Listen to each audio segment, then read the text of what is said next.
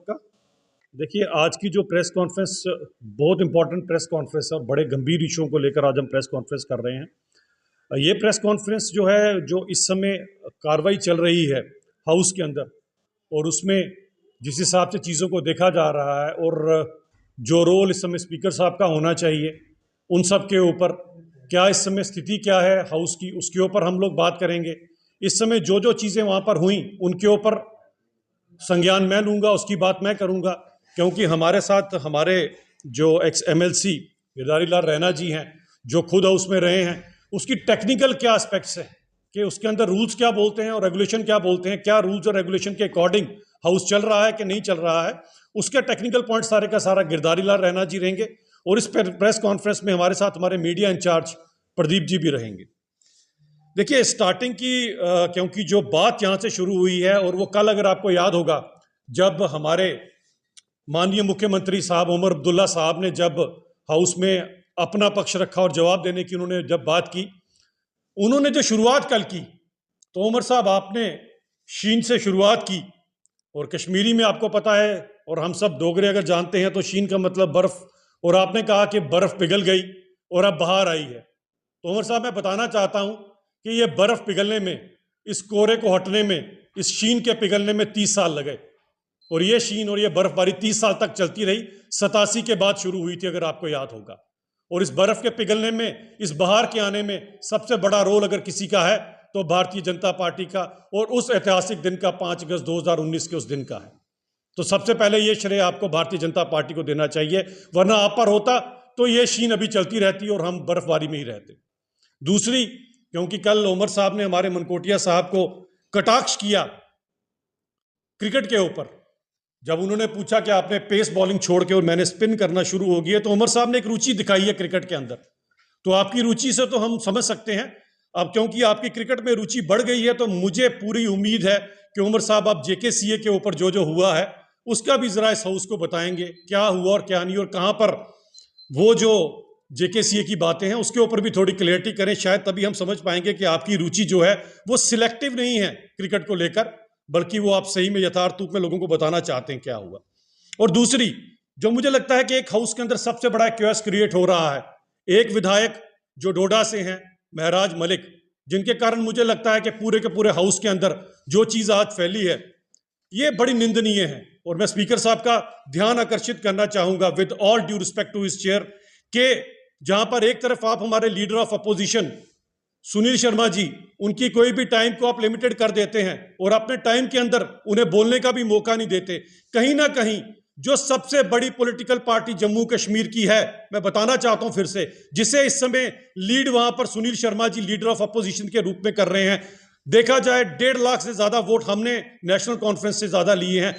देखा जाए तो आज भारतीय जनता पार्टी की वहां पर हुकूमत होनी चाहिए, लेकिन जिस हिसाब से आज आप जो लोगों की आवाज है उसे कुचलने की कोशिश कर रहे हैं, ये बड़ा दुर्भाग्यपूर्ण है। मैं स्पीकर साहब को कहूंगा कि हमारे जब भी लीडर ऑफ अपोजिशन की बात आए तो पूरी तरह से उनको उनका मौका देना चाहिए। जिस तरह से हमारे लोग चेयर का डेकोरम रखते हुए उमर अब्दुल्ला साहब को पूरी तरह से सुनते हैं, बिना किसी कटाक्ष के, बिना किसी जगह पे आपको टोके, इसी तरह से हमारे लीडर ऑफ अपोजिशन को भी सुनना चाहिए। और ये अगर कर रहे हैं तो ये दायित्व स्पीकर साहब का बनते हैं।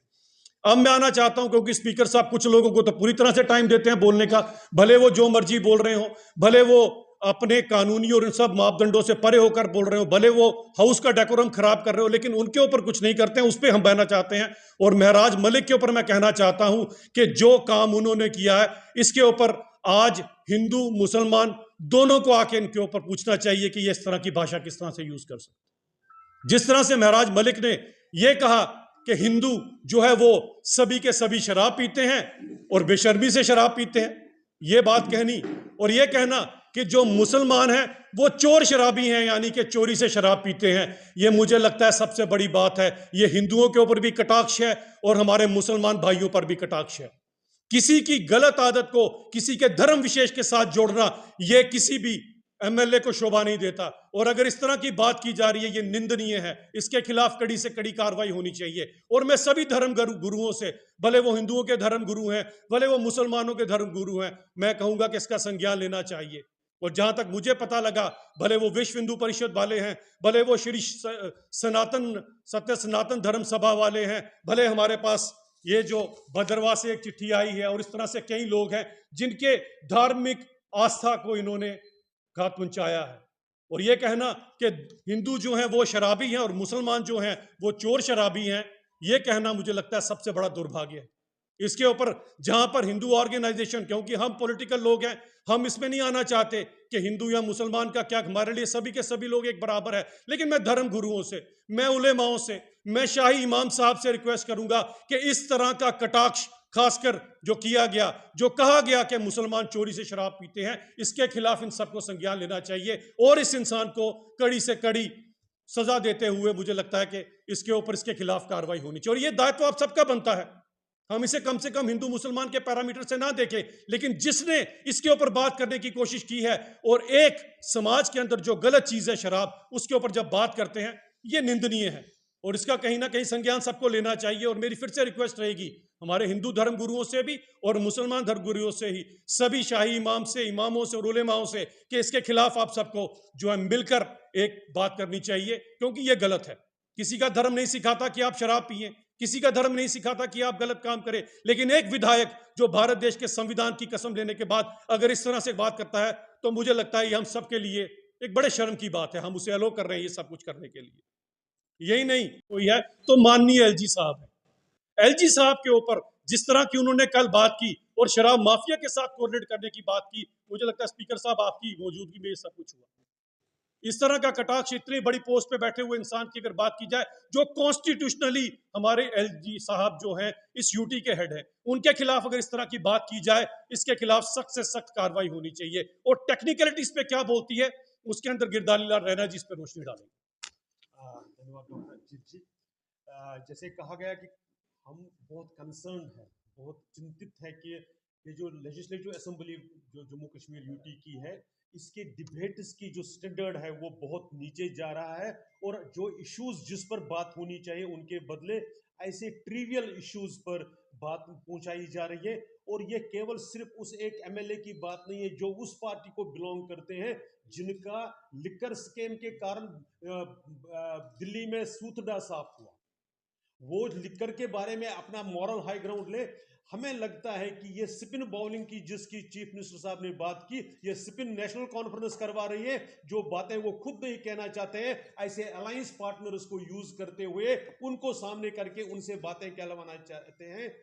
ठीक है, जो पार्लियामेंटेरियंस होते हैं, लेजिस्लेटर होते हैं, उनकी कुछ प्रिविलेजेस होती हैं, प्रिविलेजेस, लेकिन वो किसी सिर्फ कॉन्स्टिट्यूशन का ही नहीं है, वो एक उसका एक प्रेसिडेंस भी है, उसका आपके आप जो एक ट्रेडिशन भी रही है।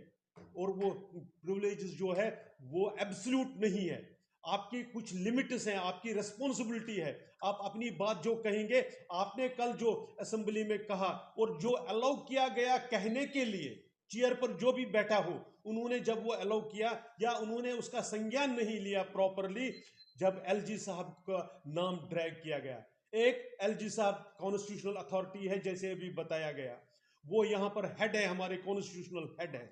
दूसरा, he can not defend himself in the on the floor of house, इसलिए उनका नाम नहीं लिया जा सकता था वहां पर। ये किस लेवल की बात हम अलाउ कर रहे हैं। और ये चूंकि जो प्रिजाइडिंग अथॉरिटी है हाउस की, उनको इसका देखना चाहिए। अगर वो उस वक्त नहीं देख पाए तो बाद में उनके खिलाफ कैसे एक्शन हो, ये यहां तक भी हो सकता है। ही कैन बी डिसक्वालिफाइड अगर जो प्रिजाइडिंग अथॉरिटी है वो चाहे तो, क्योंकि ये प्रिविलेजेस जो है ना, ये लिमिटेड है, ये रेस्पॉन्सिबिलिटी के साथ आती हुई है। आप एब्सोल्यूट प्रिविलेजेस के साथ जो भी कहे बिना प्रमाण के, बिना कुछ के, और फिर आप अपना इतिहास भूल जाते हैं। अब जिस पार्टी से आते हैं उनके कितने लोग अभी जेलों में हैं, कितने बेल पर है, आपको उसका ध्यान नहीं है और आप चले हैं इल्जाम लगाने के लिए। आपने धार्मिक भावनाओं को भी आहत किया है। इस प्रकार की अगर ये जो असेंबली में अगर इसी प्रकार की कार्रवाई चलती रहेगी तो लोगों का विश्वास न केवल जो हाउस है उस पर से उठ जाएगा, उसको सीरियसली लेना बंद कर देंगे, बल्कि जो प्रिजाइडिंग अथॉरिटी है उनकी इंटीग्रिटी पर भी क्वेश्चन मार्क ना लगे। इस प्रकार की जिम्मेवारी प्रिजाइडिंग अथॉरिटीज की रहती है।